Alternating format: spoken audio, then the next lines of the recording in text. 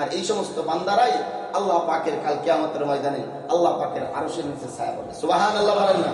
সেজন্য আমাদের এই গুণগুলো অর্জন করা দরকার আছে না নাই? অবশ্যই আমরা যেন সেই গুণের অধিকারী আল্লাহ পাক আমাদেরকে করেন। আল্লাহ পাক আমাদেরকে তৌফিক দান করুন, সকল বলেন আমিন। আর আমরা এক মুসলমান আরেক মুসলমানকে অবশ্যই পাঁচ ওয়াক্ত নামাজ বাধ্যতামূলক আমি নিজেও করব এবং অপরকেও দাওয়াত দিব। কারণ আল্লাহ রাসূল বলেন, আদ-দাল্লু আলাল খায়রি কাফাইল, যে নেক কাজের পথ দেখায় সে নেক কাজ করার মতো সওয়াব পায়।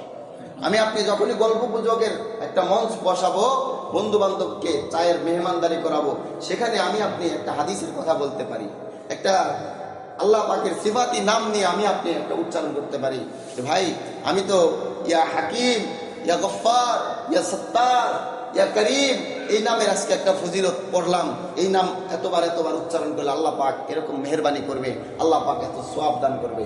তাহলে আপনার মেহমানদারি আল্লাহ রাসূলের একটা সুন্নাহ আদায় হয়ে গেল, আর আল্লাহ পাকের একটা জিকিরের মজলিসও ওইখানে পরিণত হয়ে গেল। এজন্য আপনি সওয়াব পাবেন।